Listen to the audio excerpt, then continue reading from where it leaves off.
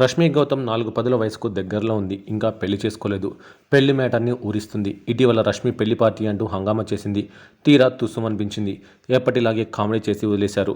Anchor రష్మీ పెళ్లి ఎప్పుడు చేసుకుంటుందో అనేది చాలామంది అభిమానుల్లో నిలిచిపోయిన ప్రశ్న. కానీ ఆమె ఇప్పట్లో పెళ్లి చేసుకునేలా కనిపించడం లేదు.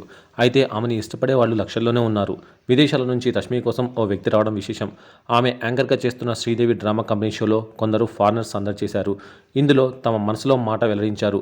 ఒక ఫారినర్ తనకు అందరూ అమ్మాయిలు నచ్చరని చెప్పగా, ఒక వ్యక్తి మాత్రం రష్మీపై మనసు పడ్డాడు. తనకు రష్మినే నచ్చిందని చెప్పాడు. తన పేరు చెప్పడంతో రష్మి షాక్ అయింది.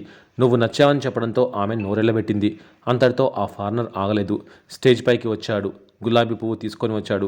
అది చూసి రష్మి సిగ్గులొలికించగా అతను ఆమెకి రోజా పువ్వు ఇస్తూ లవ్ ప్రపోజ్ చేశాడు.